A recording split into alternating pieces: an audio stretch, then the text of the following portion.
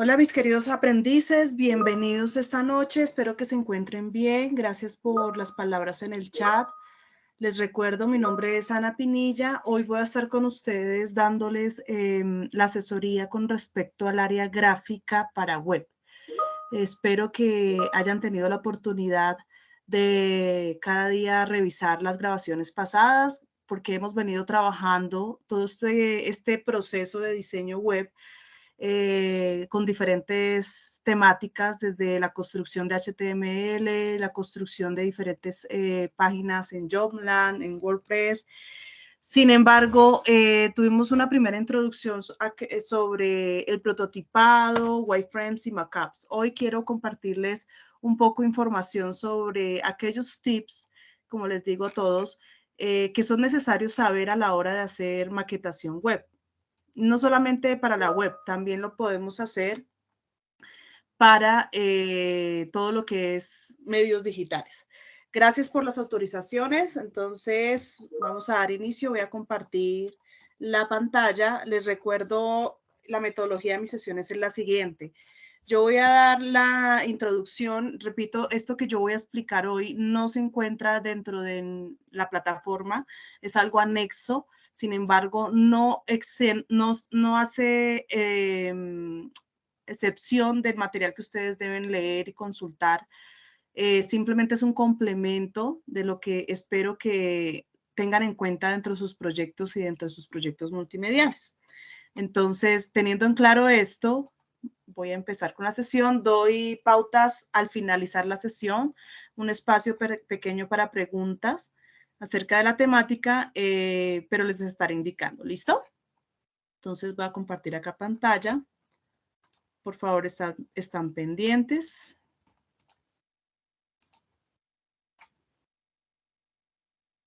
Si en algún momento se me cae la señal, la conexión o algo, me esperan ahí un ratito. Voy a intentar ingresar nuevamente.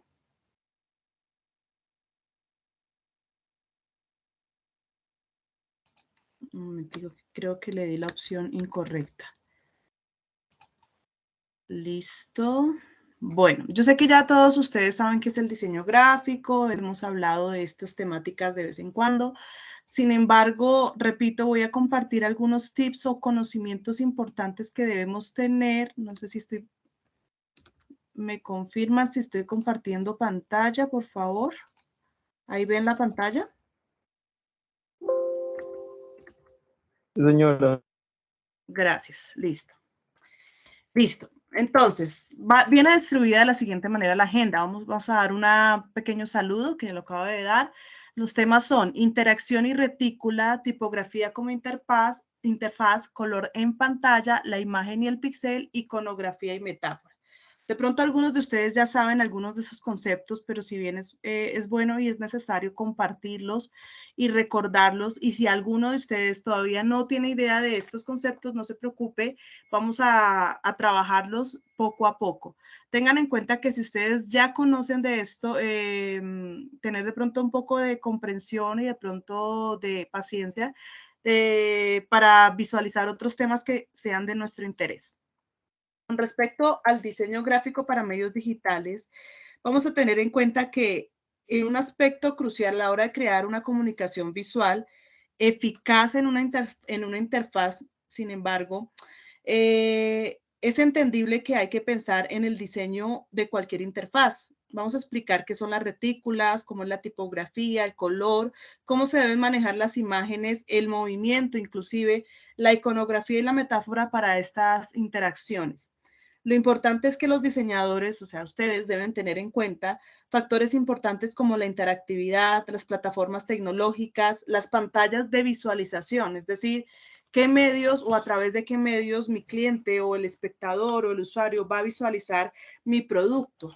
Tengan en cuenta que hoy en día no solamente se va a diseñar para computador, para una pantalla de PC, sino que también tenemos que tener en cuenta que existe la viabilidad de que los usuarios vean sus páginas a través de móviles. Entonces, hay que tener estos factores para suponer tanto la restricción de lo que no se debe hacer como la innovación de lo que vamos a tener en cuenta. Y la primera fase o la primera faceta a la hora de diseñar es que tenemos que pensar en una retícula. Si bien sabemos, nosotros las retículas son como una especie de guía, son estructuras utilizadas para ubicar el contenido y la navegación de una manera más controlada. Hay que tener en cuenta que esta retícula puede ser variada, así como tenemos retículas para web, también encontrarán retículas para diferentes productos digitales. Vamos a encontrar retículas para productos, por ejemplo, editoriales. Si ustedes ven los productos editoriales como las páginas de los periódicos o de las revistas, se dan cuenta que cada vez tienen unas normas o unas leyes implementadas para diseñar. Estas retículas funcionan casi para todas las ocasiones como un modo de, como una guía, como una plantilla. Y es importante tener en cuenta que no solamente es establecer las guías de control de diseño, sino que también hay otros factores que vamos a ver en esta presentación que debemos tener presente a la hora de diseñar. Entonces, el primer paso, uno de los primeros pasos para crear una retícula es tener en cuenta los formatos. De pronto ya han escuchado esto. Alguna vez les hablé acerca de que existen formatos para impresos o formatos para pantallas digitales. Por ejemplo, los formatos tradicionales que ya conocemos son los impresos, tamaño carta, tamaño oficio, tamaño tabloide. Estos formatos también deben estar incluidos en medios digitales. Cuando vayamos a ver, o los que ya vieron, si ya vieron audiovisual, pues recordamos acá, pero si no, también tengan en cuenta que estos formatos se van a utilizar también en productos audiovisuales. Entonces, cada vez que tengamos presente un material o un producto a diseñar, tenemos que pensar en primera instancia en su formato. En el área digital, debido a que hay distintas resoluciones de pantalla, debemos tener en cuenta estas variantes. Entonces vamos a encontrar que los formatos para un DVD, para un videojuego, para una web, para un televisor, para una tableta, para un celular, todos son formatos diferentes y tienen medidas diferentes. Ojo, hay que tener un punto acá importante.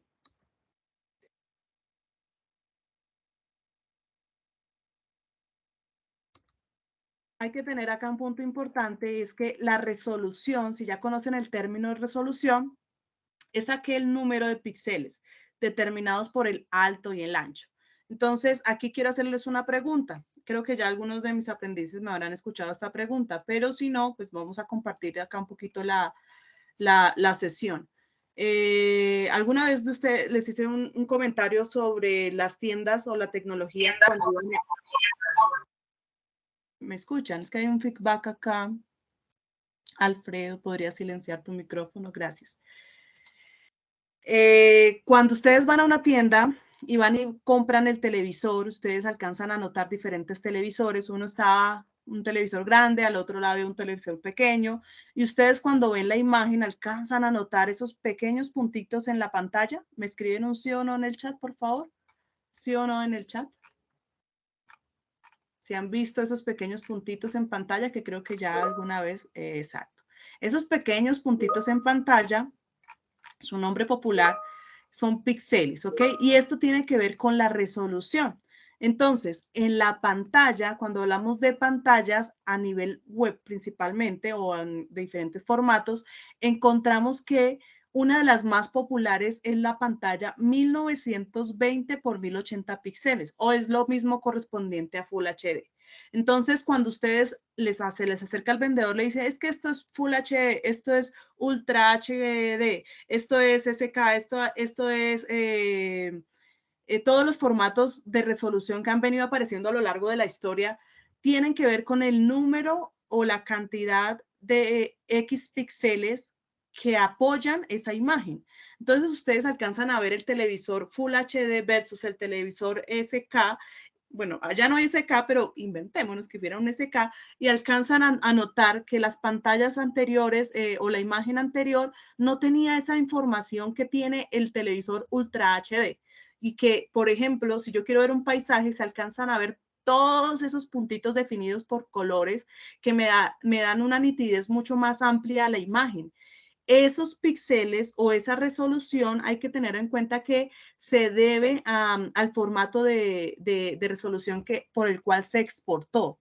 y ustedes deben aprender a analizar cada uno de esos formatos. Entonces, en pantalla ven un cuadro comparativo más o menos de dimensiones en el que el 640 por 480 es uno de los más pequeños hasta llegar al más grande que es 1020 por 1080, que sería este cuadro azul grande. Más o menos sería un tamaño aproximado a las pantallas que nosotros le llamamos típicamente Full HD, ¿no? Entonces, esto en cuanto a dimensiones, hagan en cuenta que son las medidas, los tamaños, ¿listo? Pero también vienen otras cosas implícitas dentro de esta resolución, que no solamente es el formato, sino que también vamos a encontrar la profundidad de color, vamos a encontrar los píxeles por pulgada o los dpi, vamos a encontrar la calidad de la imagen, o sea, tenemos que mirar muchas opciones, el tipo de imagen, si es un SVG, si es un PNG, si es un JPG, todo esto infiere dentro de la calidad de la información que vamos a subir dentro de nuestras webs o nuestros contenidos digitales. Entonces, esto como primera instancia. Primero vamos a mirar el formato, qué resolución vamos a tener y qué vamos a trabajar. Yo acá tengo preparada una página en Photoshop que ahora no me carga. Vamos a ver. Bueno, cuando ustedes entran a Photoshop, ya sé que ustedes todos han tenido experiencia de pronto con el programa, pero sea Photoshop, sea Illustrator, sea Corel, sea lo que sea en el programa que van a diseñar sus piezas gráficas para la web, debemos tener en cuenta que estos formatos, dale inicialmente una medida o un espacio, una unidad de medida a nuestro espacio de trabajo. Cuando yo abro archivo y le doy nuevo, esto para todos, lo mismo para todo, Illustrator, lo mismo para Corel, cualquier tipo de programa de edición de software les va a aparecer, siempre les va a demostrar, les va a decir, bueno, qué formato vamos a trabajar, incluso para audiovisuales. Entonces, ustedes tienen que determinar qué formatos van a trabajar.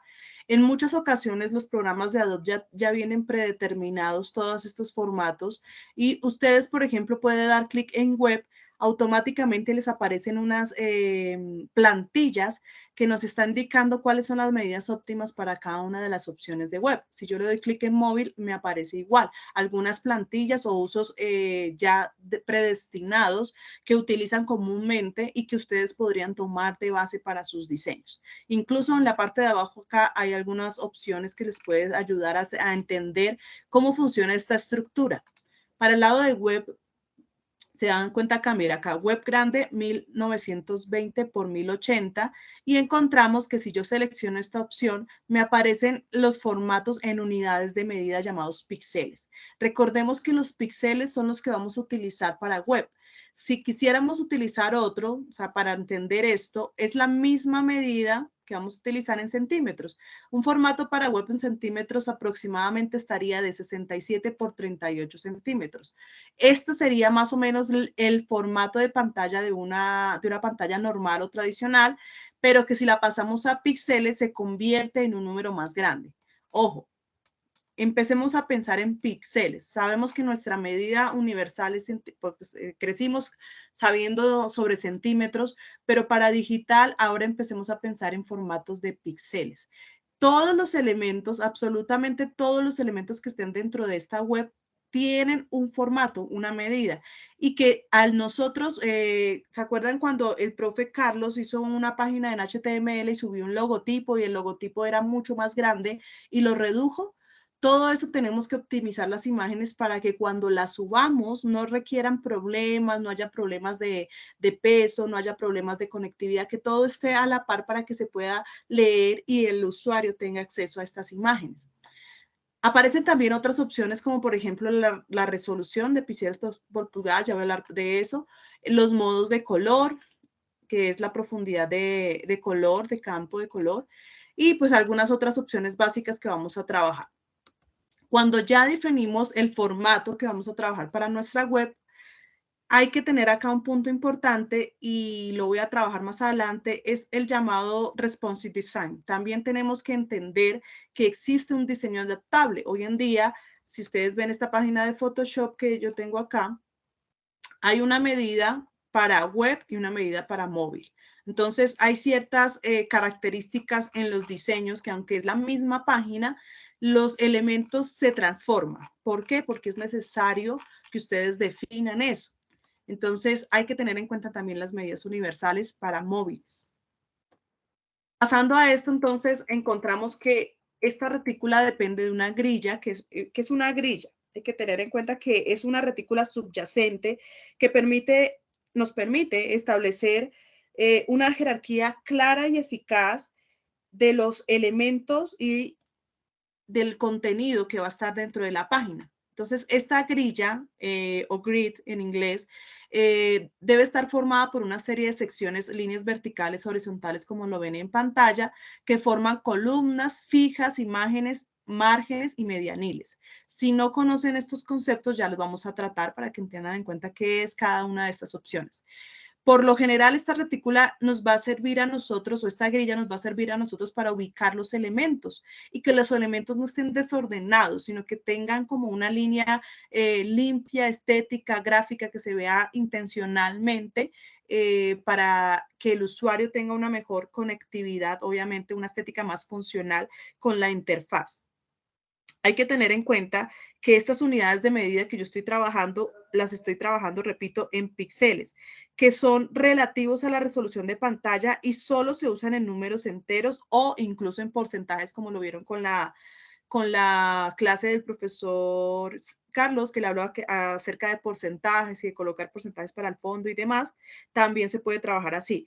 Y que esta retícula es indispensable trabajarla en contenido CSS para entender cómo funciona esta unidad relativa con respecto a todos los elementos de la interfaz.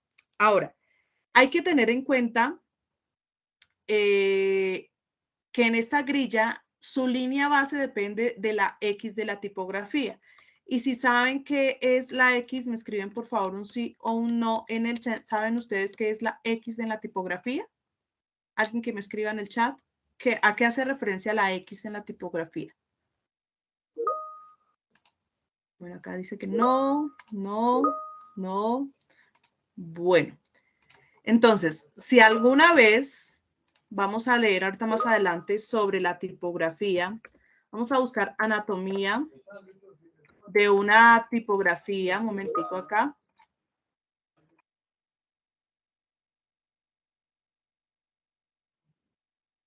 ¿Listo? Entonces, la altura de la X, cuando trabajamos en tipografía, existe algo llamado caja tipográfica. Entonces, aunque creo que lo tengo más adelante acá. Vamos a mirarlo un momentico. Sí. Aquí existe algo que se llama caja tipográfica. Está compuesta por 4 líneas en las cuales esta altura de la X delimita como tal las medidas en altura de vertical y horizontal de letras como, por ejemplo, la letra A. No con letras ascendentes o descendentes, en este caso las letras ascendentes serían la K, la H, o descendentes la Y, la P, la J, sino letras que solo ocupen la altura de la X. En este caso aparece acá, miren, este es el margen de la altura de la X en el que se posiciona la asta principal o el contenido principal de la letra. Esa altura esa es lo que vamos a llamar nosotros línea base. Entonces, cuando vayamos a hacer una retícula, nosotros nos podemos guiar por una línea base. Esta línea base va a estar determinada, a ver si podemos ir a Photoshop.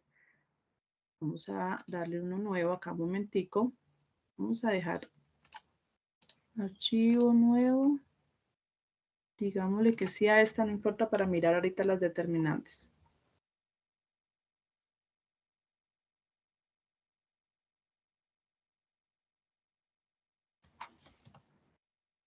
Listo. Entonces, cuando hablamos de la altura de la X como tal, hablamos de estos formatos donde vamos a encontrar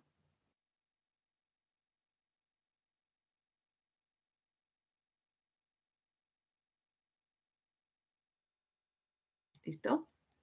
La línea base de nuestro objetivo. Un momentico acá, lo pasé.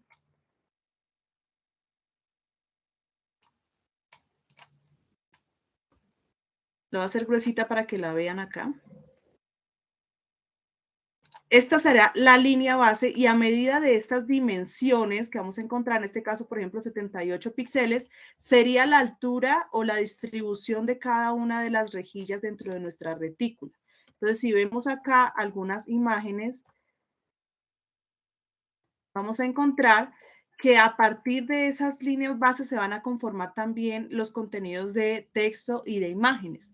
Además de eso, tenemos retículas en las que se dividen de diferentes opciones, de 12 columnas, de 6 columnas, de 4 columnas. Eso depende de la disposición de los elementos o del wireframe, del diseño del wireframe o mockup que ya hayamos hecho previamente para empezar a colocar los elementos dentro de la composición. Ojo, yo estoy hablando de esto ya cuando empezamos ya a elaborar todos los elementos y ya tenemos toda esa línea de investigación desde el mapa de navegación hecha. Entonces, hay algunos ejemplos en los que vamos a ver ahorita de cómo se distribuyen las páginas de acuerdo a columnas.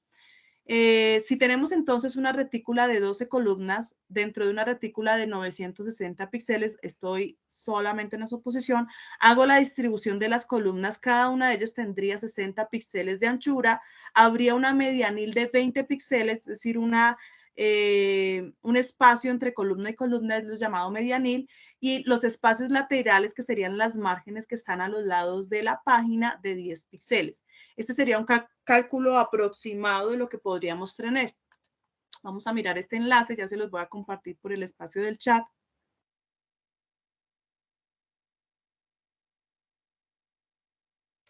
¿Listo?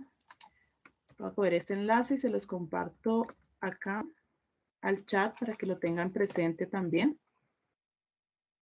Listo. ¿Qué hay dentro de las composiciones de una web? Importante cuando hablamos de retícula. La retícula no solamente nos sirve para dividir el espacio en rectángulos, en columnas y en filas o en líneas bases, sino que también nos sirve para distribuir todos los elementos como lo dijimos ahorita. Entonces, podemos distribuir módulos, unidades, ¿sí?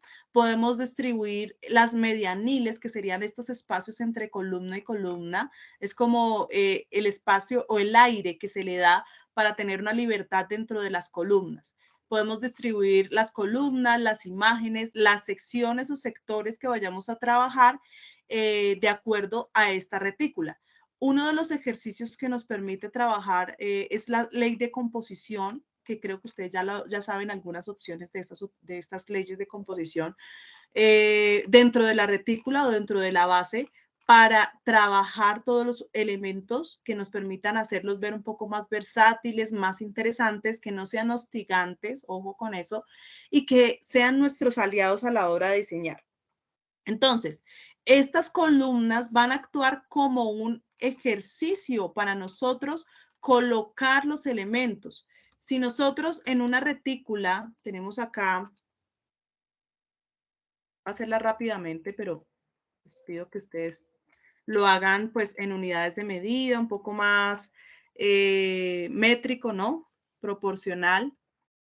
Y nosotros como tal vamos a distribuir, digamos que yo distribuyo mi retícula, voy a dejarlo más o menos escuetamente, rápidamente, la voy a trabajar así.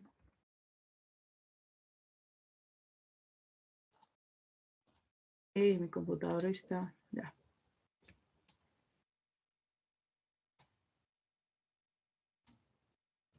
Dejo un espacio más o menos, lo ideal es que ustedes lo trabajen con unidades de medida y lo trabajen pues más ordenadamente, yo lo estoy haciendo acá escuetamente. Pero bueno, si nosotros trabajamos una retícula y empezamos a diseñar los elementos que tenemos, yo voy a seleccionar todo esto, voy a darle una opacidad, más o menos para que nos quede de guía, lo voy a enlazar, listo, y lo voy a bloquear. Entonces, si nosotros trabajamos esta retícula, lo ideal es que nosotros aprendamos a distribuir los elementos de nuestra retícula, digamos que el rojo son las imágenes, dentro de las columnas, preferiblemente como corresponden dentro de la margen.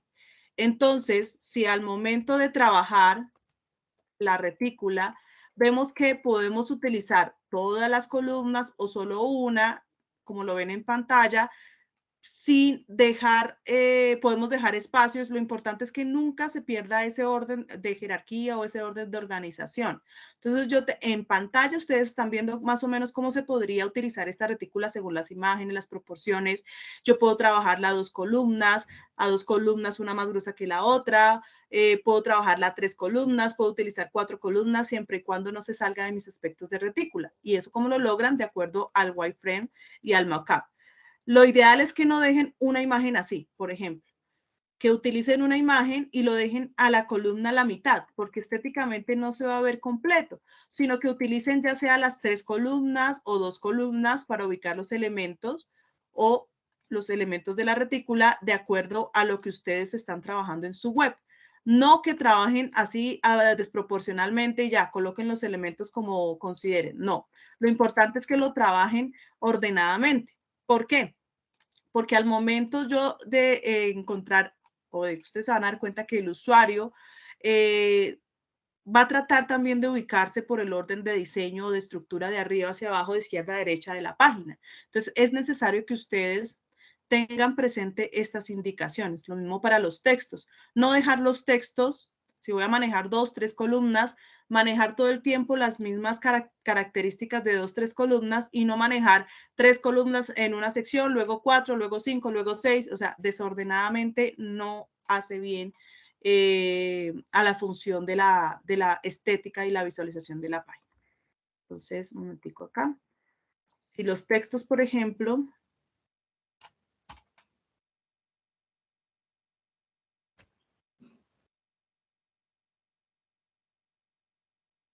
¿listo?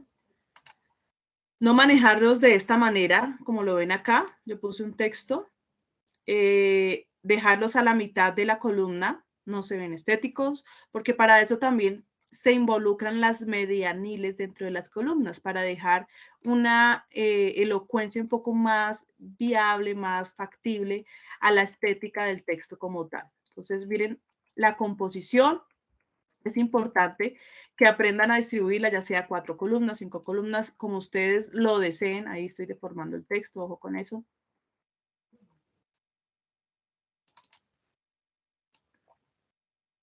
4 columnas, ¿sí? Podríamos dejar una imagen acá. Bueno, eso ya depende de el wireframe, del mockup, cómo lo trabajarían ustedes, teniendo en cuenta esta organización. Entonces, cosa que cuando yo tenga una visualización un poco más óptima de la página, ¿sí? Y no tenga esta retícula visible, yo pueda notar, ¿sí? Cada una de las medidas que se dan de acuerdo a la organización de la página. Entonces, es importante tener en cuenta estas opciones, que se vea un poco más estética, no se vea desordenada. Entonces, vemos acá que hay una organización. Este texto no aparece en un lugar diferente a lo que me indica la retícula. Entonces, inicia especialmente en el mismo formato, acaba en el mismo espacio donde me indica la retícula, no acaba antes ni después, todos los elementos están organizados dentro de esta sección. Importante tenerlos en cuenta. Miren la organización de esta página o por secciones. En este caso, un landing page donde utilizan por secciones divididas una columna, ¿sí? Acá aparecen 2 columnas, acá aparece una columna, luego aparecen 2 columnas, pero todo está organizado de acuerdo a unas medidas. No se ve que este texto esté más allá o menos del espacio seleccionado por la retícula. No aparece desordenado. Es importante tener en cuenta esto para que haya una mejor distribución de los elementos de nuestra página. Entonces, al momento, acá, por ejemplo, vamos a ver otra página web. Si yo la reduzco, a simple vista se ven interesantes, se ven organizados, pero esta página tiene unos pequeños errores. Es que no cumple con ese espacio de retícula. ¿Se ve bien? Sí, puede que sí, pero mejoraría su calidad y optimización si organizamos los elementos de tal manera que se cumplan tal y como se cumplen en esta segunda diseño de web, de tal manera que sea más estético, más funcional, más limpio, que haya una organización más idónea y el usuario pueda navegar sin ningún problema y sin que haya ninguna carga de peso visual en un lado que en el otro. Entonces, es importante tener en cuenta esta opción. ¿Cuándo van a trabajar con las retículas? De distribuir entonces todos los espacios de acuerdo a las columnas, de acuerdo a los elementos. Miren, acá hay un ejemplo de retículas por diferentes opciones de columnas. Acá hay 3 columnas. Miren el ejemplo, cómo distribuyen los elementos. En esta imagen ocuparon el espacio de 2 columnas. No significa que porque son 3 columnas todo tiene que ir en un espacio pequeño. No, hay que jugar con las dimensiones. Acá hay un espacio de 6 columnas. Miren cómo utilizan las imágenes. En este caso, esta imagen de acá abajo la utilizaron todas las columnas. Luego utilizan cada uno de los espacios de las columnas para hacer una especie de galería, de presentación. Miren acá. Combinaciones de columnas, ¿cómo así? Que no siempre tengo que utilizar las 6 columnas, sino que en la primera sección puedo utilizar 2 columnas, en la segunda 3 columnas, en la tercera 4 columnas, pero que no haya un desorden estético a cada rato. Entonces, simplemente una organización un poco más óptima, miren, combinar los espacios de tal manera que nos funcione un poco la estética, ¿listo? De la organización. Ahora, esto es como un ejemplo que yo les doy, pero la creatividad y la imaginación la tienen ustedes. Bueno, estas serían como las medidas que nos proponen para una grilla de 960. Aproximadamente serían las opciones que nos proponen para cada una de las opciones dentro de la retícula. Nuestro siguiente punto, como les iba diciendo, es el responsive design. Entonces, cuando hablamos de responsive design, hablamos de que hay una retícula funcional, interactiva, ¿ok? Que son retículas fluidas que se redimensionan y se ajustan según la pantalla.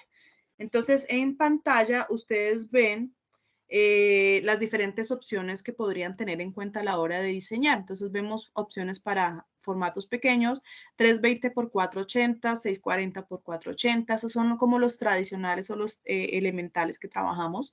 768 por 1024 para mediano, bueno, hasta 1024 por 768. Manejamos opciones de grande y extra grande, que sería pues el más popular, que ya lo tienen todo el mundo, que es el 1020 por 1080. Entonces, son las diferentes opciones o diferentes medidas o proporciones de retículas dinámicas en las que es evidente la retícula fluida, no solo se traduce en proporciones y orientaciones, porque no hay que tener en cuenta que, bueno, el header lo ponen en esta posición, el menú lo ponen acá en esta retícula pequeña y en la grande lo ponen acá y en la mediana lo van a poner de esta medida. Que es que la sección de los cuadrados anaranjados va a ir en celular en la parte de abajo, porque no puede ir como el mediano, el grande o el extra grande. Y hay diferentes opciones. Acá tenemos la variedad principalmente en la sección de las imágenes. Miren acá. Cómo se presentan y cómo las trabajan. Y esto hay que tener en cuenta que también la tipografía y el tamaño de las imágenes pueden presentar problemas y que es necesario que en la composición se ajuste al código con relación a la orientación del formato que vamos a trabajar y a las limitaciones de cada dispositivo, ¿ok? Entonces hay que tener presente que a medida que en cualquier caso, si se utiliza una retícula fluida y se diseña de manera adaptable, esto se llama de manera adaptable, se optimizará la interfaz para que se visualice con el formato adecuado para el dispositivo. Presente esto, ya lo van a compartir, lo van a entender. Un ejercicio aproximado que tuvieron fue con el profesor Carlos, donde él dimensionaba, ¿sí?, el espacio de la interfaz cuando iba diseñándola para diferentes formatos de pantalla. Entonces iba reduciendo la página y se va uno dando cuenta cómo se adapta esta retícula. Pueden hacer ejercicios, buscar algunas páginas y mirar, sacarlas, por ejemplo, de las páginas y mirar simplemente con los formatos si se adaptan o no. Miren cómo no solamente esta, por ejemplo, es una retícula adaptable. Miren cómo esta página automáticamente pasa de un modelo de diseño, ¿sí? Aunque es un blog, pero pues de todas maneras tiene un diseño adaptable y al momento de tomar un formato tipo celular se acomoda. Entonces ya se acomoda, todas las imágenes pasan una debajo de otra y los textos se alinean al formato adecuado. Que hay que trabajarlo un poquito más, pero más o menos es esto lo que es diseño adaptable. Trabajarlo en diferentes medidas, en diferentes opciones, que a medida que uno va trabajando, los textos se van acumulando. Aunque esto, repito, es un blog, más que todo un blog, tienen que tener en cuenta que hay páginas que podemos mirar y buscar si tienen esta coherencia de diseño adaptable. Luego vamos a pasar a la tipografía como interfaz. Bueno, ya hemos venido hablando que desde un punto de vista funcional y estético, la tipografía le permite que el contenido fluya y se diferencie del resto del contenido de la interfaz. Ojo, hay que tener en cuenta que una tipografía adecuada en el tamaño correcto para el lector ayuda a comunicar el significado. Entonces, también hay que tener en cuenta que la legibilidad, el tono, la forma del texto en la interfaz debe ser eficaz y funcional dentro de esa retícula. Para esto debemos de tener en cuenta estos 3 tips que son para mí unos muy importantes, aunque está a libertad de ustedes, pero es muy importante tenerlos en cuenta de modo de accesibilidad y legibilidad. Las fuentes tipográficas, aparte de tener familias tipográficas, no sé si ustedes cuando entran a Word o a cualquier tipo de software, encuentran que existen fuentes tipográficas de diferentes nombres, por decirlo así. Vamos a buscar acá el texto de carácter.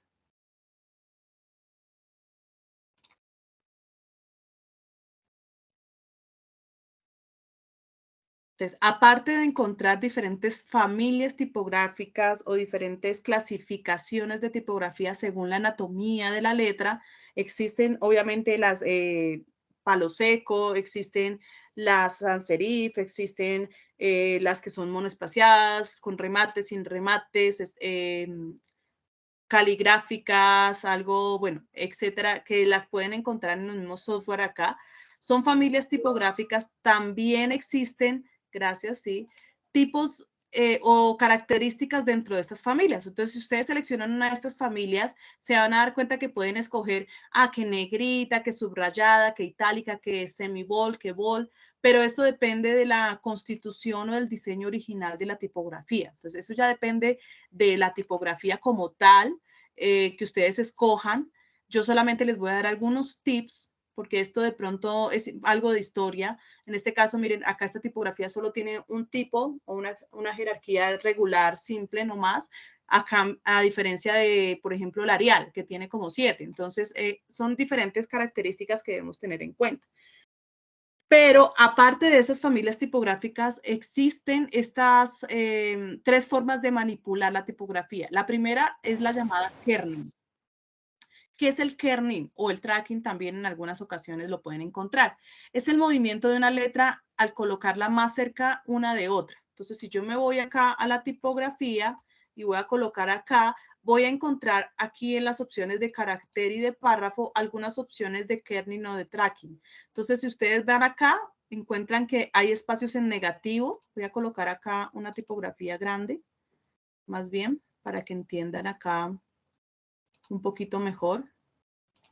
Voy a coger solamente esta palabra y empiezo a jugar con estas opciones que lo puedo hacer manual o puedo estipular las medidas que aparecen acá. Entonces, el espacio entre 2 letras sería el tracking y el espacio entre cada una de las letras sería el kerning o el llamado interletrado también, que pueden entender que puedo mover, como hay tipografías donde, por ejemplo, la O es diferente y es más pequeña que las otras letras y pareciera que estuviera algo así, separadísimo. Es importante que aunque yo digite bien, no es que tenga un espacio acá, sino que hay tipografías que su anatomía es indispensable para su legibilidad, editar el kerning y el tracking. Entonces voy a hacerlo exageradamente un poquito acá. Mira, acá 100. Por ejemplo, acá lo corrí al máximo. Las uní casi por completo, miren. Y ustedes pueden hacerlo en espacios negativos o positivos. ¿Cómo así negativos o positivos? O acercar o alejar. De tal manera que la palabra como tal se vea bien, se lea bien. Entonces, es importante ni que sea muy apretado ni que se vea muy disperso, ¿no? El otro es el espacio entre palabras. Entonces, ya no es el espacio dentro de las letras que conforman la palabra, sino el espacio que conforman las palabras dentro del párrafo. El número óptimo para palabras dentro de cada línea de párrafo es entre 12 y 15 para una mayor legibilidad. Eso es un ideal. Repito, es un óptimo, pero no es, ya depende de sus textos y de lo que ustedes quieran trabajar. Entonces, en esta línea deben haber por lo menos 15, entre 15, 12 y 15 palabras para que estén dentro de la línea superior, la primera línea. Entonces, esta línea debe tener por lo menos 12 y 15 palabras legibles. Cada línea debe tener lo mismo y así sucesivamente. Y la otra forma de manipular tipografías es el interlineado, que es el mismo espaciado que ustedes conocen en Word cuando hacen sus ensayos, que a veces entregan ensayos y entregan les dice unos 5 hojas y entregan a una hoja de 1.5 espacio o 2 puntos espacio. Es el mismo llamado interlineado, ¿ok? Entonces es aumentar o disminuir el espacio entre las líneas base y no permitir también que se vea o muy apretado o muy separado.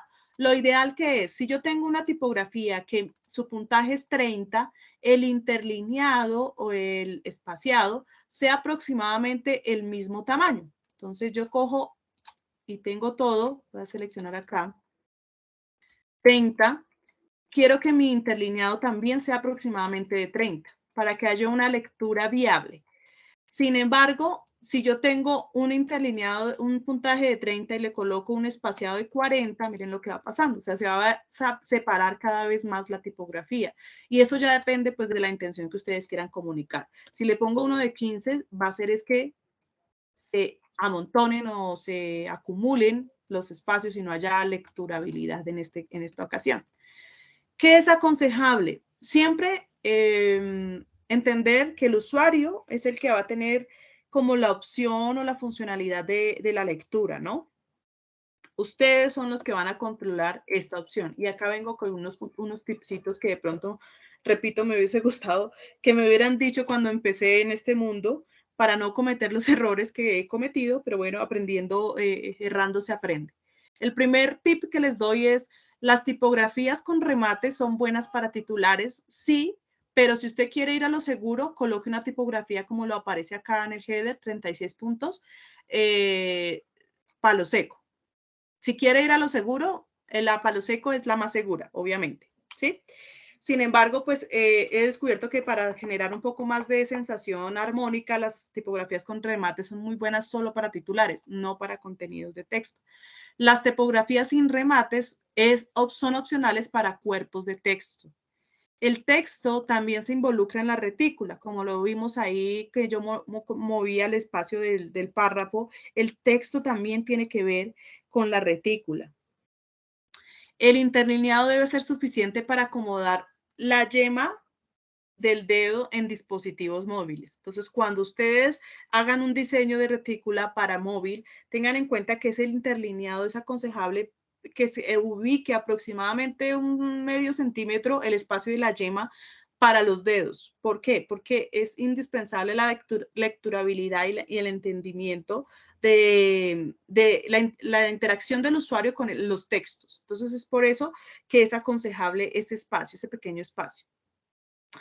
Bueno, indicar elementos como clicabilidad, por ejemplo, cuando vamos a encontrar un texto, entramos a una web y vemos un texto con azul en subrayado, sabemos que ese texto va a ir orientado hacia una web o es un hipervínculo. Entonces es importante entender que si, por ejemplo, yo paso el mouse y aparece un dedito para indicarme que de clic o cambia de color la tipografía, estoy indicándole al usuario que ese texto es cliqueable y que va a llevarlo a algún otro lugar. Y eso es importante notarlo en todas las páginas. Es decir, que haya una unidad gráfica para eso en todas las páginas, pero también tener en cuenta ciertos pensamientos universales, como por ejemplo el texto azul, que indica que es un hipervínculo. En pantalla ustedes ven los tamaños de jerarquía tipográfica según lo que ustedes deben trabajar. Entonces, así como yo les dije hace un tiempo, el manual corporativo es como la Biblia de todo lo que vamos a hacer de ahora en adelante. Entonces, en la web ustedes también deben estipular la jerarquía tipográfica. Ah, bueno, para textos voy a manejar 36 puntos y va a ser tal tipografía. Para subtextos va a manejarlos a 20 puntos y va a ser tal tipografía. Para subtítulos, puntos, capital, bueno, voy a manejarlo todo en capitales, en altas. Ojo con las altas. Las capitales no se usan en contenidos de texto. ¿Por qué? Porque metafóricamente indican grito, indican insulto, entonces solo para pequeños apuntes, palabras pequeñas se pueden utilizar capitales. Esta, por ejemplo, 11 puntos. Que los cuerpos de texto principales, no, que los voy a manejar en 13 puntos, Arial, negrita, y va a ser este. Que los cuerpos también se van a manejar en Arial, negrita, 16 puntos, pero no en negrita. Que los links los voy a manejar en esta tipografía a 13 puntos, que los links para voz los voy a manejar acá, que los comentarios van a ser estos, que los enlaces o los hipervínculos van a ser estos. O sea, todos los textos que yo vaya a utilizar dentro de mi página, voy a tener que hacerlos hacer una estructura jerárquica más o menos similar a lo que ven en pantalla, teniendo en cuenta, ojo, los 8 píxeles en este caso. En este caso, la línea base o la altura de la X mide 8 píxeles. Entonces, ese sería como el tradicional del texto, de la lectura base. Es decir, que este texto va a medir, voy a dejar un poquito grande, pero para que me lo entiendan acá. Es decir, que este texto que ven en pantalla, la altura base o la línea base, ¿sí? Esta línea de acá,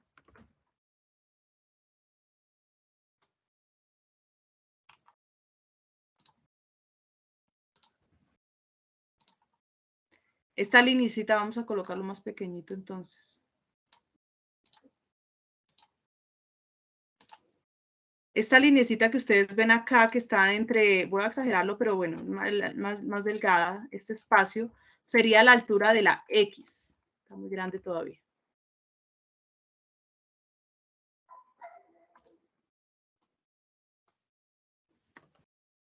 Entonces, esta altura de la X es lo que va a determinar el tamaño también para todas las tipografías dentro de mi web. Entonces, el título, no, que voy a tener dos alturas de las X, entendiendo que son 36 píxeles o 36 puntos dentro de mi página web. Entonces, si vemos acá, ustedes ven que existen textos que tienen diferentes diseños o tamaños según lo que se va presentando. Incluso los textos de los enlaces, de los clics y demás también deben tener una unidad gráfica. ¿Ok? Entonces pueden escoger 2, 3 tipografías que se congenien, que se vean bien entre sí y que hagan parte obviamente de su manual corporativo para meterlos dentro de la página. ¿Ok? Bueno, seguimos entonces con el color en pantalla. Bueno, de manera jerárquica, el color también atrae e influye a la vista a lo largo de la interfaz. Para separar y distinguir bloques de contenido, para separar botones, para separar imágenes, para separar galerías, también podemos utilizar colores, no necesariamente también fuentes, sino y símbolos, o sea, podemos implementar los colores para distribuir nuestros elementos o secciones. En esta parte, por ejemplo, vemos una entrada en un color, luego vemos la otra sección en otro color, la otra sección en otro color, y todo esto me ayuda a mí a entender cuál es la jerarquía o la funcionalidad de la página dentro de nuestra navegación. Tengan en cuenta, esto también hace parte del manual corporativo. O sea, si no hay manual corporativo, no hay web, ¿ok? Existen en web aproximadamente 216 colores que se consideran seguros para web. ¿Por qué puse entre comillas seguros para web? Porque hoy en día, independientemente pues de la tecnología y demás, las pantallas modernas pueden representar 65,000 colores por píxel. Sin embargo, no todos los monitores o dispositivos están calibrados de la misma forma, por lo que todavía existen las tradicionales colores de 216 colores que se consideran entre comillas seguros para la web, ¿ok? Entonces, estos colores se controlan a través de un código y es el llamado código hexadecimal. Estos colores RGB o los CMYK van a cambiar a un valor hexadecimal que van desde 0 hasta 9, utilizando también las letras desde la A a la F. Entonces, por ejemplo, el color blanco será en hexadecimal, numeral FFFFF. El color negro en hexadecimal será numeral 00000. O sea, en RGB el blanco es 0 y el negro es 255, pero cambia.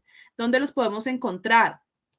Cuando ustedes van a Photoshop también pueden encontrar acá el color, tanto en RGB como en formato CMYK, pero también podemos encontrar el formato hexadecimal para que lo vean acá. Miren, si yo cambio acá la paleta de color, me aparecen acá todos los valores de los colores hexagesimales.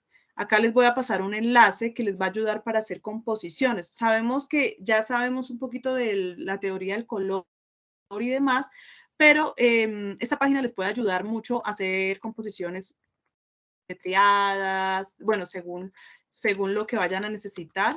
Acá un momentico, lo voy a colocar acá en el chat.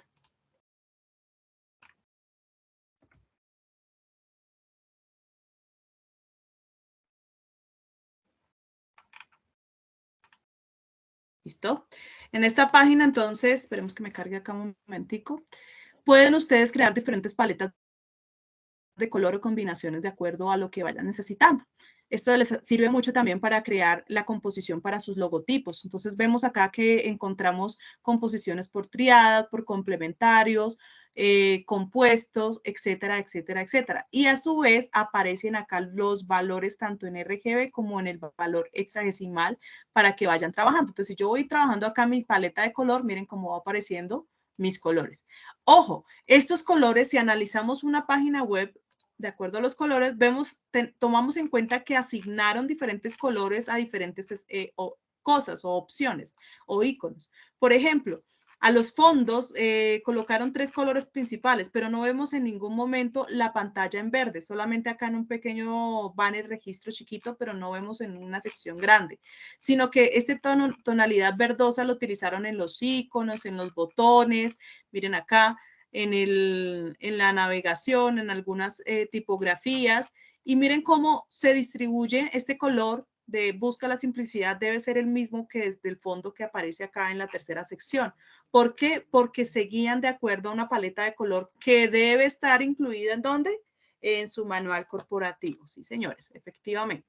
Para también diseñar esto. Es decir, que el manual corporativo, como estipula todo esto, la tipografía, el color, las formas y demás, los usos debidos y no debidos, deben estar estipulados allí.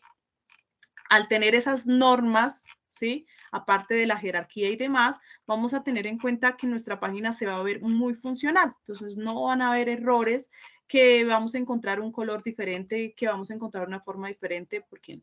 Entonces, les pido explorar esta página. Es muy interesante. Miren, la página principal de Adobe para el color. Les sirve mucho para investigar cómo hacen esas composiciones, para crear de cero su paleta de color. Pueden ver acá los colores en diferentes modos de color, pueden utilizar acá, miren, diferentes opciones. A mí me gusta mucho trabajar también los análogos, porque me parece muy interesante en mi estética, ya en lo personal. Pero bueno, ustedes trabajan de acuerdo a lo que ustedes van a necesitar. Bueno, y si se dan cuenta, pues todos los colores tienen ese valor hexadecimal incluido, ¿sí? Que deberían ustedes tener en cuenta para hacer su web. Nuestro tercer ítem sería la imagen y el pixel. Entonces acá me voy a tener un poquito en Photoshop porque muchos de nosotros, si ya lo saben, excelente. Si no, vamos a repasar cómo reducir, ampliar imágenes sin perder calidad y resolución. No lo sabemos. Entonces, les comento. Las imágenes con una calidad superior a 72 dpi o píxeles por pulgada se consideran un derroche del tamaño del archivo, o sea, es un peso innecesario. Estamos haciéndole un mal a nuestra web. Aunque no hay que tener en cuenta que hay algunas pantallas o tabletas modernas que la resolución total ha aumentado la densidad de píxeles hasta los 326, inclusive mayor que el mínimo estándar de 300 que se necesita para la impresión. Sin embargo, pues todavía existen algunos dispositivos que están sujetos a esto. Con el paso del tiempo, esto de pronto yo creo que va a ser obsoleto y vamos a poder subir imágenes con más de 326. Sin embargo, bueno, estos son como los pequeños tips que yo les doy para que ustedes puedan optimizar sus imágenes dentro de la web. Las imágenes pueden ser de dos tipos, ¿no? Vectoriales o mapas de bits. Las vectoriales que creamos con cualquier programa como Corel, Illustrator, inclusive Photoshop o cualquier software de edición vectorial y que tenemos que incluir nodos. Entonces, cuando nosotras las dibujamos y empezamos nodito por nodito, puntico por puntico, como a calcar, eso podemos crear imágenes vectoriales y las famosas mapas de bits. Y aquí voy a Internet, porque resulta y acontece que cuando ustedes van y buscan una imagen, en Google principalmente. Me gusta mucho buscarla en Internet Explorer porque me aparecen muchos formatos y ya vamos a ver si tengo acá Internet Explorer, un momentico.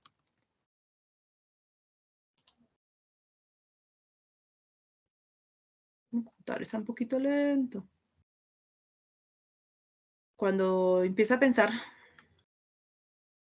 bueno, ahorita les abro esa opción. Primero les voy a decir, cuando ustedes van a Internet y buscan alguna imagen o algo que puedan trabajar, existen acá herramientas, ¿por qué no las utilizamos? De tamaño, de color, de tipo. Utilicen estas herramientas. Por ejemplo, voy a utilizar alguna imagen y le coloco la palabra PNG, por ejemplo, logo Apple, PNG. Me aparecen las opciones para yo descargar los logotipos o las imágenes con fondo transparente. Puedo utilizarlas. O sea, tenemos que aprender a buscar imágenes. Que necesito una imagen en específico, voy a buscar mi mismo paisaje, de un tamaño grande. Y muchos van y cogen la primera que encontraron. Y resulta que la primera pesa, es de 640 por 420 y van y la quieren colocar en una valla de 7000 por 7000. Y uno dice, pero ¿cómo van a utilizar una imagen? Si quieren utilizar imágenes grandes o quieren adaptar esta imagen, la pueden agrandar, sí, pero hay ciertas reglas dentro de la imagen que podríamos dañar. Por ejemplo, cuando editamos una imagen, tratemos de pensar en el formato. ¿Qué formato vamos a implementar? ¿Qué tamaño? Para buscar imágenes parecidas o similares. Si buscamos ya imágenes de 120 por 120 y los metemos a 7000, ya se nos va a pixelar y dañar totalmente la imagen. Entonces, ¿cuál es el consejo que yo les doy? Vayan a cuando vayan a una imagen, también vayan y abran la imagen desde su página original y van y la bajan desde su formato original. ¿Por qué? Entonces yo, por ejemplo, le doy abrir imagen en una pestaña nueva, porque el formato de esta imagen, ténganlo en cuenta, miren el formato como es. Esto puede ser totalmente diferente si yo lo descargo de acá. Si yo lo descargo de acá, como este es un preview, algunas guardan las opciones, pero otras no. Entonces yo voy y descargo la imagen y me voy a dar cuenta que la imagen del paisaje descargada desde la página web o desde el formato original era de este tamaño. Y si la descargué, Dios mío. Y si la descargué desde el preview o desde otra fuente, me queda desde este tamaño. O sea, a simple vista en la web pareciera normal, pero yo voy a traerlas acá y me quedan así. Y uno dice, pero ¿por qué? Si la imagen se supone que era 620, me queda en una imagen de 120. ¿Por qué? Porque no aprenden a descargarlas desde su fuente original. O sea, desde el lugar donde subieron la imagen, descárguenla. Por ejemplo, esta imagen me dice que, bueno, sí, tiene como una calidad de 620. Vamos a buscar imágenes grandes. Acá, tamaño grandes. Vamos a mirar esta, a ver qué tamaño tiene. 1800 por 1024. Vamos entonces a visitar la página. Me gustaría que hicieran eso, aunque algunos de ustedes la descargan de acá. A veces funciona, a veces no. Eso depende cómo editaron la imagen. Miren, es una imagen que tiene acá el background de la página. Por lo tanto, es diferente. Miren el tamaño, o sea, bastante grande. Es buena esta imagen, sí es indispensable, pero tengan en cuenta que así como es grande, es pesada. ¿Y cuáles son las características entonces que debemos trabajar para las imágenes? Hay que tener cuidado al redimensionar una imagen en mapa de bits. Estas imágenes de mapa de bits son las que yo les digo. Bueno, no les terminé de contar acá del Explorer. Cuando uno busca en Internet Explorer, a ver si me aparece acá, está muy lento mi computador. aparecen las imágenes y uno le da clic sobre las imágenes y, por ejemplo, yo necesito esta fotografía. Le doy clic y me aparece todas las imágenes en todos los usuarios en diferentes formatos y medidas de esta misma imagen. Por eso me gusta mucho Internet Explorer. Sin embargo, pues acá, pues ustedes lo pueden también visualizar. No me abrió acá Internet Explorer.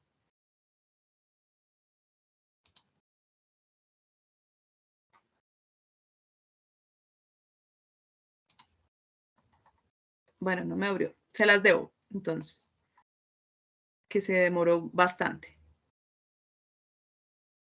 Se demora bastante mi computador. Entonces, que continuemos acá para que no dañemos la presentación. Bueno, al redimensionar esta imagen en mapa de bits hay que tener en cuenta que la imagen pierde calidad porque se eliminan píxeles. Acá estoy hablando no es tanto problema de una imagen reducirla, sino más bien al contrario, de tomar una imagen y ampliarla. Cuando tenemos una imagen de 800 por 600, la reducimos a 400 por 300.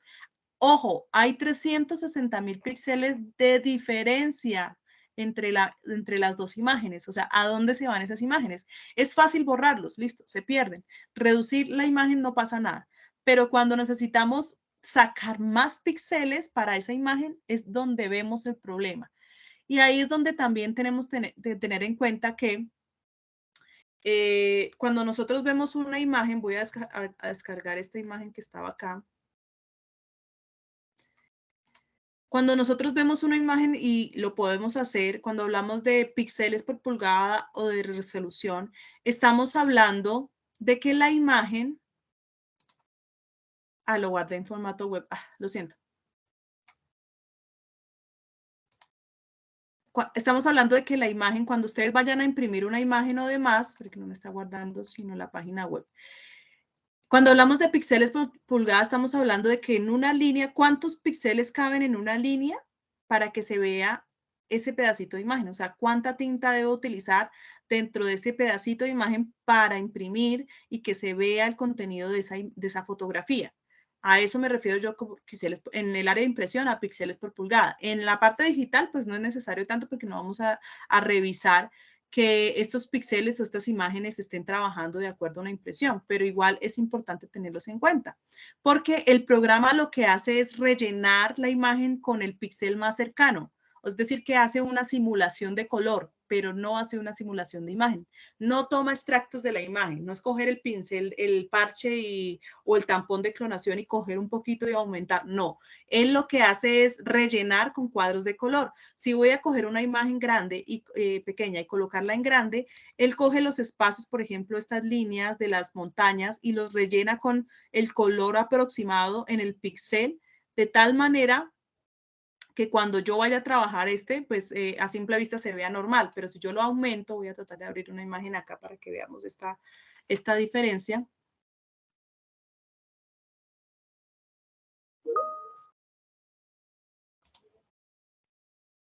¿Están viendo mi pantalla? ¿Me confirman, por favor? Sí, profe. Ok. Listo. Trata de ingresar y volver a entrar. A ver qué tienes, de pronto tienes algún inconveniente con la plataforma.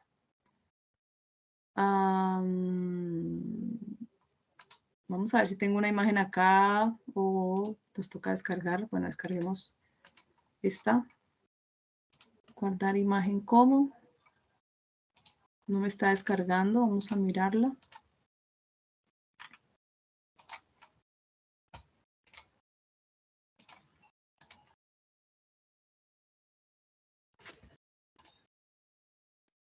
No sé si es mi computador también que me está fallando.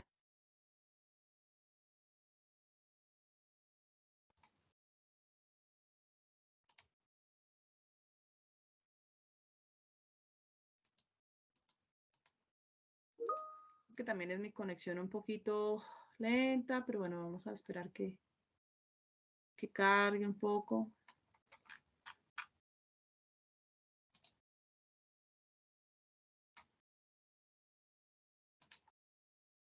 Vamos a abrir acá la imagen. La guardé, está en JPG. Entonces, ¿Cómo guardo? Se llama paisaje cultura.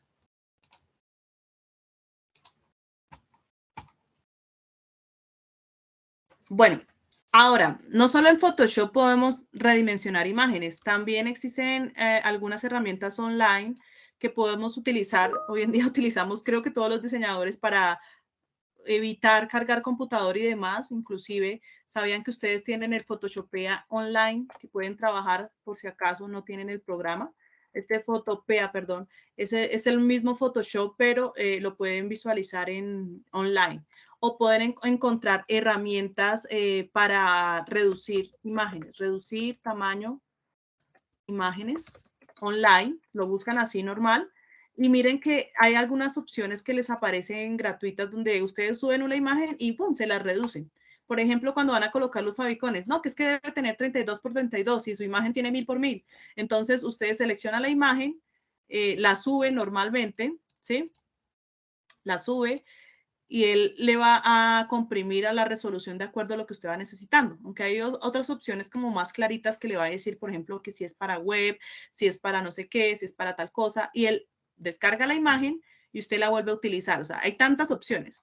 Sin embargo, a mí me gusta como la tradicional porque es la más opcional a la hora de aprender cuál es el porqué de las cosas, ¿no? Un momentico, ¿qué pasó con mi computador? Está muy lento. Me va a tocar en Photopea. Bueno, mientras piensa, voy a hablar del siguiente punto y ya mientras piensa mi computadora les hablo de cómo vamos a hacer el ejercicio de cómo hacer esta reducción con las diferentes opciones que nos muestra Photoshop.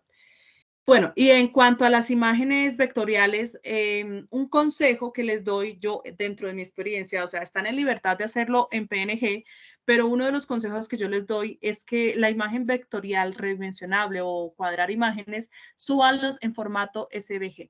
¿Por qué? Porque ese es el formato donde ustedes no van a sufrir ninguna pérdida de integridad de sus imágenes, de sus vectores, y todo va a quedar bien. Entonces, si ustedes van y miran una página y hacen zoom, zoom, zoom, algún vector que hayan subido, alguien, y se dan cuenta que tiene ese pixel o esa línea al lado, ese, lo que nosotros llamamos anti-aliasing, que es como el desborde del pixel. Vamos a ver. Vamos a mirar anti-aliasing, que es como el desborde del pixel dentro de la imagen. Entonces ustedes van y amplían y alcanzan a ver como un pixel borroso. Esto es lo que nosotros llamamos la zona de vista a nivel, a la altura normal o a la imagen normal no se ve, pero si damos zoom alcanzamos a ver que el píxel o el vector se alcanza como a mover. Esto es lo que nosotros denominamos como ese desfase de píxeles que debemos tratar de evitar a la hora de subir nuestras imágenes en web.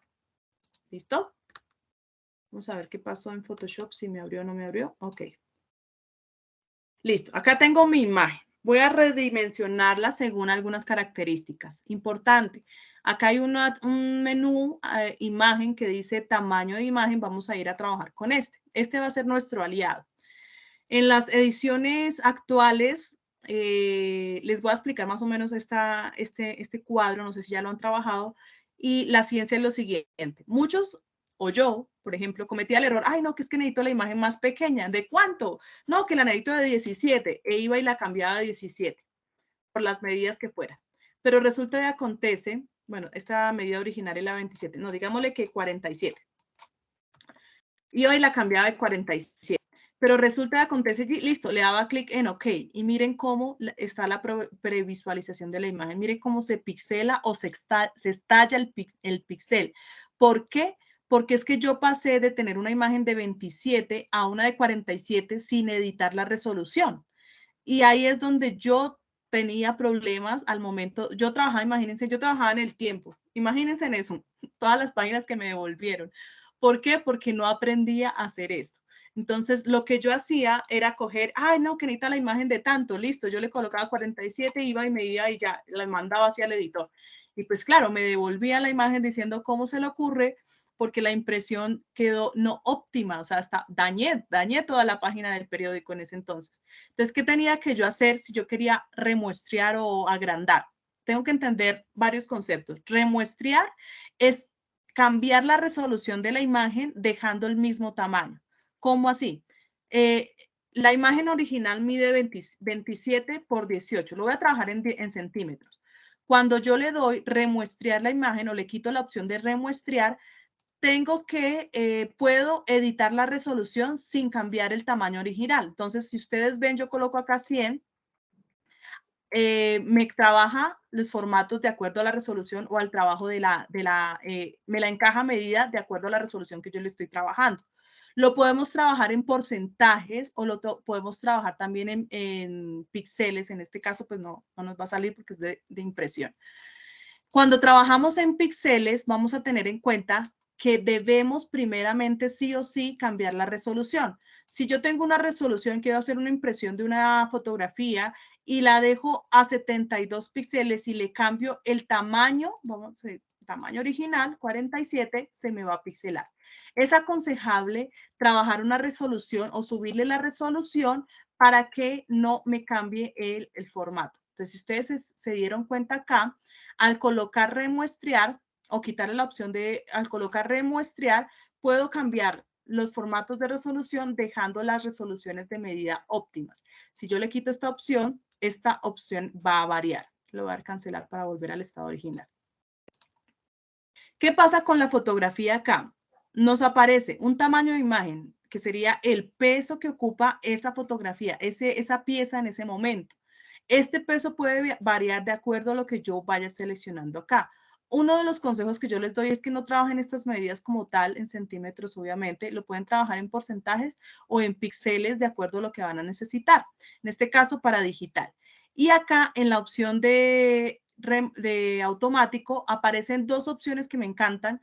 Una es bicúbica más suavizada ampliación y la otra es bicúbica más enfocada reducción. Estas dos opciones a mí me fascinan. Ustedes pueden trabajar con otras las demás, conservar detalles, conservar detalles 2.0, pero no dice, uy, ya estas tres primeras tienen que ver igual. No tienen que ver igual. Ya vamos a ver la diferencia. Si nosotros vamos acá en bicúbica más suavizada, le doy clic en ampliación y voy y coloco una unidad de 1000. Cuando yo vaya a mirar acá la composición, alcanzo a notar un poco más la definición de estos matorrales. Vamos a ver ahora cómo funciona con conservar detalles y ampliación. Miren lo que pasa. Entonces se ve un poquito más pixelada, no tanto como la otra, ¿sí? Pero con la bicúbica ampliación podemos notar un poquito mejor la imagen, o sea, notamos un poquito más la calidad del suavizado o el enfoque de estos arbustos. Al momento de hacerla, si queremos hacer reducción, podemos también utilizar bicúbica más enfocada reducción.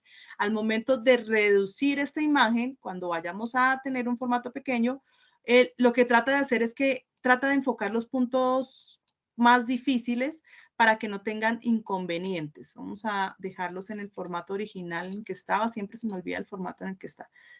Pasémoslo a píxeles. 768. Listo. Si ustedes se dan cuenta acá, a medida que yo cambio el valor, este de acá abajo también cambia. Miren, 768, que era el formato en el que estaba, vuelve a la altura de 513. Si yo le quito la opción, solo me va a reducir pues el espacio que yo seleccione. Pues acá 200, acá 1000, miren cómo queda, por ejemplo. ¿Listo? Hay que tener en cuenta. 10, miren cómo queda. Si yo tengo esta opción, me va a reducir o ampliar proporcionalmente. Además de eso, miren las opciones acá que aparecen acá de dimensiones. Ustedes también lo pueden colocar por píxeles, centímetros, milímetros. En este caso lo voy a necesitar por píxeles. Y este mismo formato es el que yo voy a ir a trabajar en la página web, a decirle, bueno, yo necesito un espacio de una imagen y la imagen es de 760. Como yo ya tengo mi retícula, ¿sí? Yo soy juiciosa, hice mi retícula de acuerdo a la composición y distribuí estos cuadritos de imágenes. Ya sé que, por ejemplo, esta imagen tiene que tener un ancho de 1000 por 200 píxeles. Entonces me voy acá y digo, bueno, esta imagen, tamaño de imagen, necesito que tenga en píxeles 1000 por, se me olvidó, digamos que 200. Bueno, tengo que soltarla, ¿no? 1000 por 200, porque está medida. Listo. Al tener estas opciones, miren que acá el peso va cambiando. Ya no me aparece 1.13 megas, sino que me aparece 585 kilobytes. Y uno dice, pero ¿por qué? ¿Por qué? ¿Por qué aparece menos? Porque la imagen era más grande o era más pequeña, lo va acomodando. Podemos aumentar la resolución. 150. Y miren lo que pasa. También las dimensiones de la fotografía va cambiando. Miren, 2083 por 417. Si yo le doy estas opciones, obviamente, ampliación y cambio las medidas, ¿sí? Voy a conservar ciertos detalles de la página de la fotografía que me van a ayudar de pronto a que se vea un poquito mejor, no se vea tan mala, y puedo seguir conservando mis píxeles de 72 y solamente manejar los formatos acá. Al momento de darle OK, bueno, aquí quedó horrible porque la página, obviamente la fotografía no está diseñada para ese formato que estaba. Vamos a edición, rehacer. Ahí lo que hice fue modificar a 1000 píxeles por 200, aunque creo que era 1000 por 400, pero bueno. Ahí, ¿qué pasó? La fotografía se acomoda, ¿sí?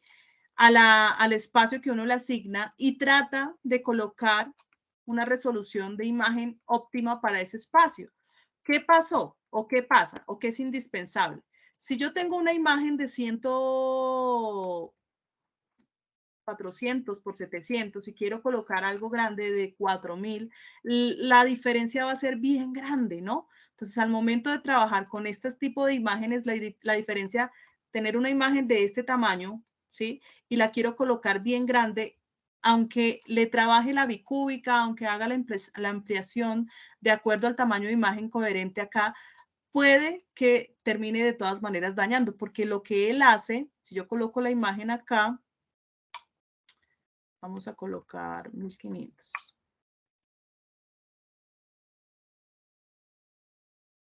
Lo que él hace acá es que este espacio de las nubes, si yo acerco,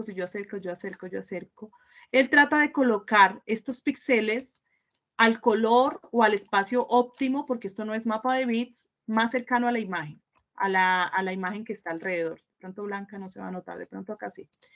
Entonces acá aparecen cuadros de color que el programa pone, porque es que hay como 500 píxeles de diferencia en lo que dice ahorita. Pasar de 700 a 1000 es siempre bastante grande. Entonces, él lo que trata de hacer es rellenar estos espacios de color que están por acá, píxeles de color, tratando de colocar el color más próximo al que está. Entonces, a veces por eso encontramos que hay imágenes que no van a tener como esa cura, por decirlo así. Hay otras, dependiendo del tamaño. Nosotros vamos a colocar, repito, una imagen de 700 a 1000, bueno, puede ser. Pero colocamos una imagen de 150 a 4000, no puede ser. O sea, totalmente irracional. En cambio a eso, bueno, acá la amplía a 1000, utilizando la opción bicúbica, enfocó un poco las partes y funciona. Vamos acá a duplicar un momentico la imagen para hacer las diferentes ampliaciones y ver los diferentes ejercicios. Esta la vamos a ampliar con bicúbica más suavizada. ¿Listo? Coloquemos 1000. Ok.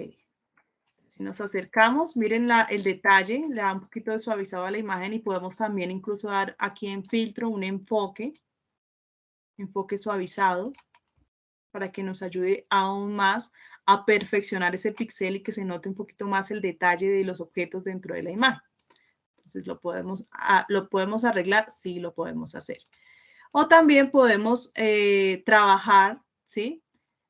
La ampliación o reducción con estas opciones. Vamos a mirar, por ejemplo, bicúbica más enfocada, yo creo que no le veo tanta necesidad porque es más fácil quitar que poner, ¿no? Entonces acá, miren, la imagen no se daña tanto, no sufre tantos cambios a comparación de la otra imagen que sí nos tocó arreglarle un poquito el enfoque para que se note más el formato. Entonces yo cuando tengo mi retícula estipulada, voy y trabajo los formatos, voy y subo eso a la web, tanto iconos como demás, y todo funciona mucho mejor.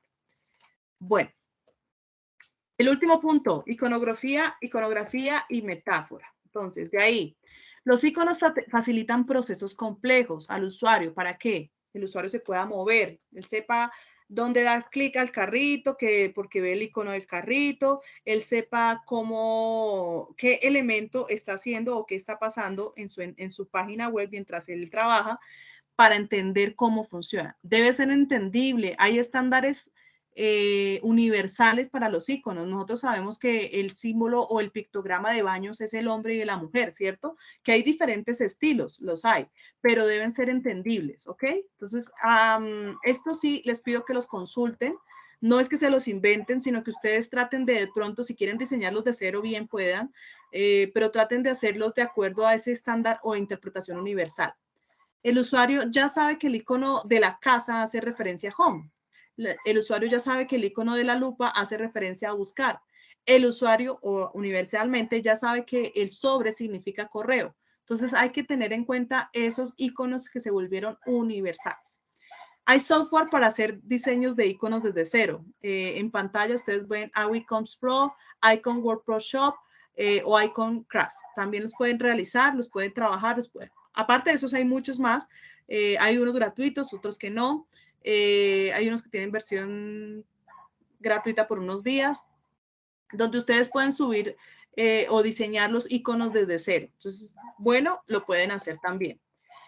Pero en este punto, en esta diapositiva que ustedes están viendo en pantalla, sí les pido tener en cuenta, por eso yo molestaba tanto con el diseño gráfico del logotipo. Cuando ustedes tienen un logotipo, una de las pruebas para verificar su funcionabilidad o su correcto uso es que ustedes tienen el tamaño original, que en pantalla ustedes lo tienen grande, pero reduzcanlo a 1 centímetro. Si todavía van y lo imprimen, si todavía se entiende el logotipo, el símbolo o demás, significa que está bien hecho. Pero si no se entiende y se ve simplemente como una raya, un bosquejo ahí de imágenes y de cosas, el logotipo, créanme que no va a ser funcional. Los iconos son tan simples como hacer una imagen y luego reducirla, sí, pero no es así de simple como tal. El icono se debe poder representar y comunicar a diferentes escalas utilizando un número de píxeles distintos. Las imágenes usadas para un icono deben parecer iguales, así sean el tamaño de 512 o en el tamaño de 32. A pesar de que exista una diferencia grande entre estos tamaños, miren, hay 1, 2, 3, 4 tamaños diferentes entre cada una de ellas. Deben entender que el icono pequeño debe ser totalmente reconocible e identificable que el icono grande. Entonces, este es un buen ejercicio para saber si sus iconos funcionan. Sean muy minimalistas, abstraigan la forma. Pueden ser figurativos, no digo que no, pero entre más figurativos sean, más complicado el modo de reducción. Entonces, si yo quiero hacer un favicon en la página y voy y reviso, cojo mi logo o el símbolo de mi logotipo y vuelvo y lo reduzco, ¿sí? Y no se entiende, ahí ya hay un problema de comunicación. Entonces, es importante, este es un tip que les digo yo para verificar que todo esté funcionando. ¿Listo? Hasta ahí entonces, preguntas. Vamos a levantar la mano ordenadamente, por favor. Preguntitas. Y doy la palabra. ¿Nadie tiene preguntas?